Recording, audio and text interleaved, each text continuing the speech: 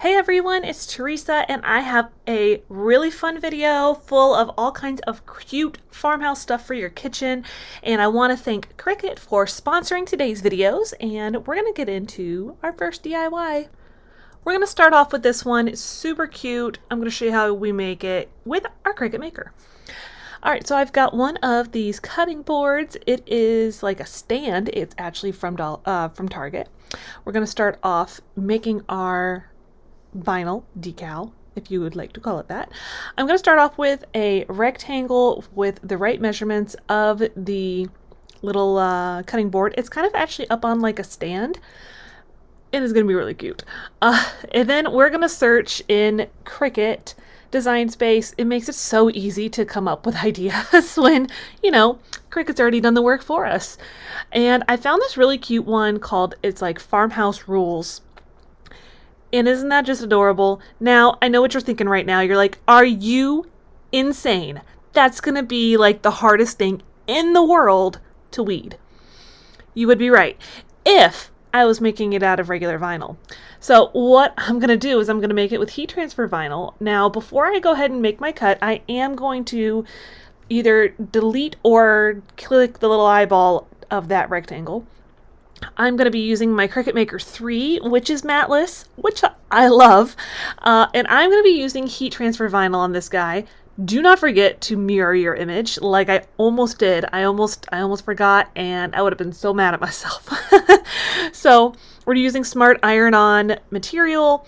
I am using just a matte black one. Once it's all cut out, we're going to go to our heat guide. It's just on Cricut's website. Super easy to find. We're going to set it for wood, and it gives us all of the, temperatures and how you're going to, firm you're going to press, the whole thing. It tells you step by step what to do. Now that it's all cut out and weeded, I didn't have you watch me. I have my easy press set to 300, and I'd have it already set for the time, but I had to preheat my wood. And now I'm going to get it all set up, and don't mind the sticker that's on the bottom. You're not going to see that in a minute. It's just, this was like a test sheet that I got with my machine. So I actually didn't have any black matte heat transfer vinyl. So I lucked out. They gave you, they give you little test sheets and stuff to use. So it's super, super easy, and you don't even have to put it on a mat. All right, so once that's done, I'm going to put down some wax paper, and I am going to press firm. That's basically what it said to do. Once it has finished the time, you let it cool, then you're just going to start peeling it back. If you end up with any little spots that are, peeling up the vinyl, you just put your heat back on it for a little bit, and you'll be good to go. I'm just going to clean up a couple little spots from that ended up with some vinyl on it, because this obviously has a lot of detail. So once we do that, I'm just going to add a little bow, and it is done. It is that easy, guys. I love it. All right, DIY number 2 is this really cute little beaded beaded garland. And I'm going to show you how to do this one. I have to use my Maker 3 on this one.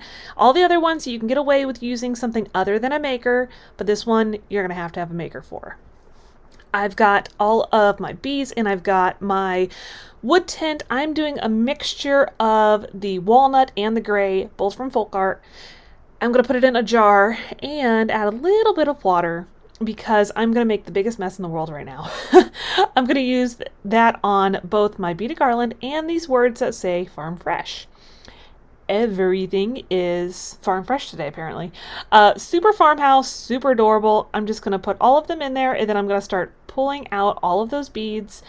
And there's a smarter way to do this. I don't know why I did it this way. And we're going to go in again to the Cricut Design Space, and I'm going to show you a little something different. At first I was like, okay, farm fresh eggs. That's super cute, right? And I was scrolling, I was looking, I was like, oh, this one's adorable. Now, I want it to just have the animals, basically. So I'm going to go into Hide Contour.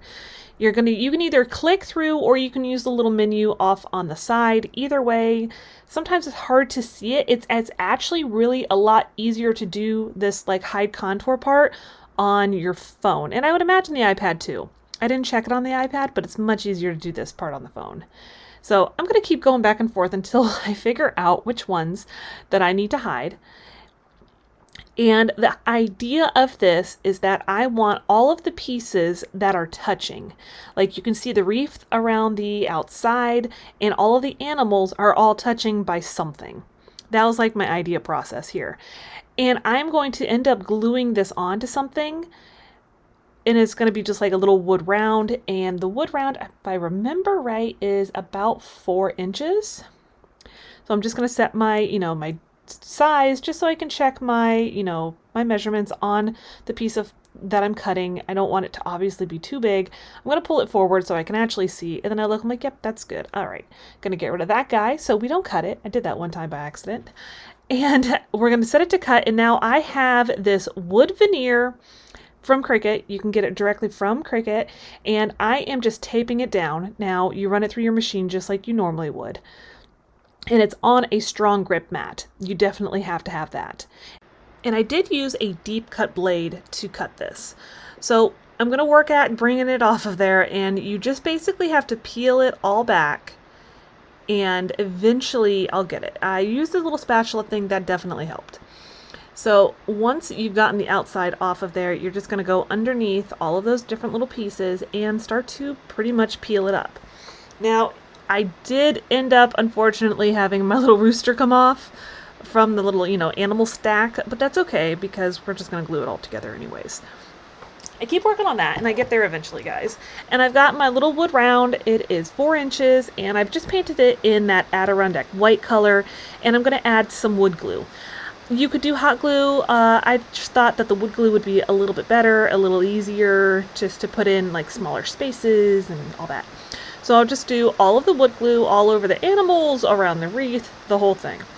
I didn't want little pieces sticking up or anything like that, so I figured I would just do more glue. It gives you just, obviously because you're using wood glue, you do get a couple of seconds to kind of move it around. And like I said, my little rooster tried to escape the animals, so I had to put him back on separately, and I put glue on the wrong side and had to fix it. But that's all right. It ends up working out just fine. And I'm going to, of course, kind of position him where he belongs, and then I'll press him down pretty good. Now that's done, I do need to add a little hole so that it'll work just perfectly with my beaded garland. And I'm going to just snap a quick hole through it with my crocodile. That is available off of Amazon if you're interested. I'll leave it linked for you below. And now I've got my garland. I've already stained the beads, restrung it, the whole thing. And I did a quick little dry brushing on the Farm Fresh part.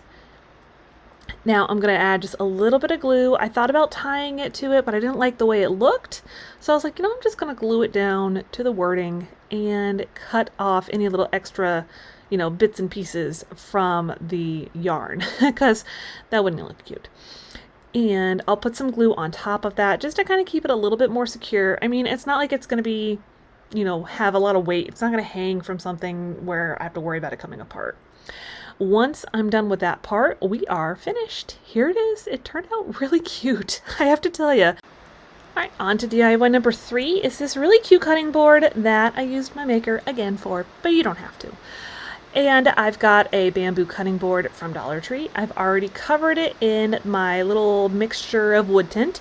And I've got my Home Sweet Home decal. This one actually had a house over it, but I had a brain fart in the moment I was, going through and actually getting the, the stencil all weeded, and I took off the house part. So it's okay. He's going to go in without that.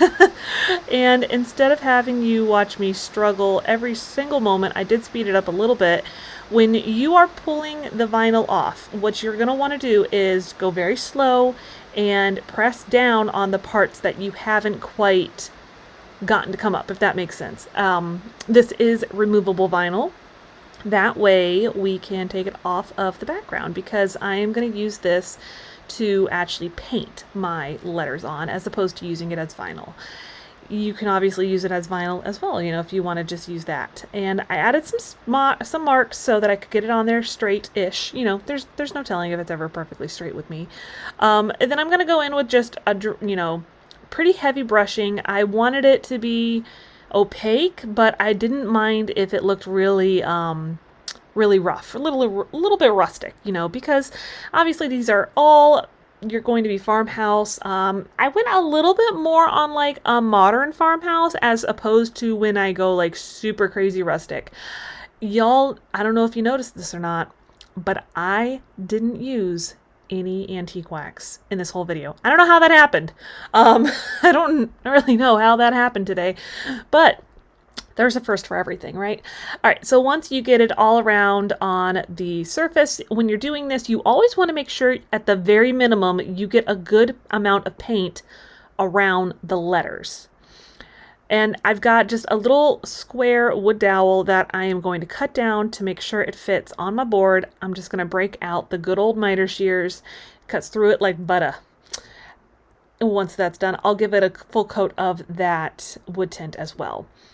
We're going to start weeding off all of our letters. You want to be careful not to gouge your wood. I'm not being particularly careful because I know once I'm finished with this, I'm going to take it out and give it a good quick sanding. So if I get any little jabs in there, it's not going to make too big of a difference because I'm going to sand it. But if you're not planning on doing that, be extra careful. Once we've gotten all that sweeting done, you're going to see it just came out super, super crisp. That is really why I like using the removable vinyl on, especially on things like this. It ends up a really nice, like, look to it. So I'm just going to take my hot glue and I'm going to glue down my rectangular shaped, square shaped, whatever you'd like to call it, wood dowel. Obviously the whole thing is a rectangle because it's not a square, but you know what I mean. And I'm going to do this on the back. It is actually going to hold up like a recipe cards or a book or whatever. It is just like one of those little Dollar Tree easels. Don't worry guys, I'll come back and paint the back. I just didn't get around to it yet. And here it is. I added a bow because I thought it needed a little something extra. Super cute though. Onto our final one is just this cute little one that we're going to do. Super easy, super fast. Obviously, it was already farmhouse to begin with, but the thing with it is it is obviously a Dollar Tree item, but the little decal, you can see where it starts, where it ends. It doesn't look as good as it could.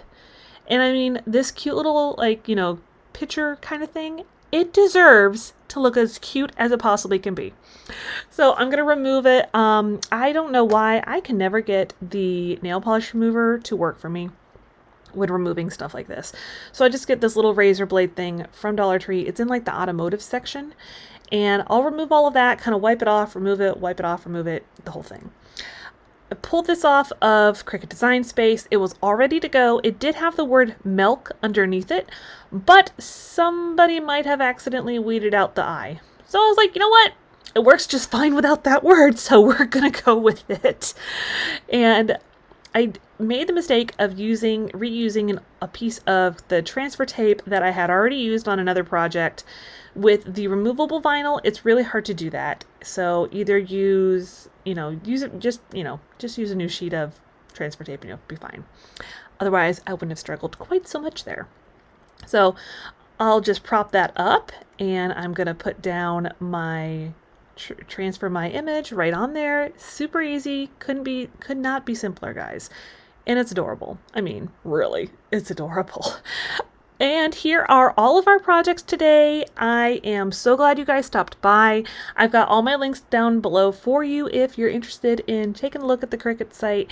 And I will see you guys next time.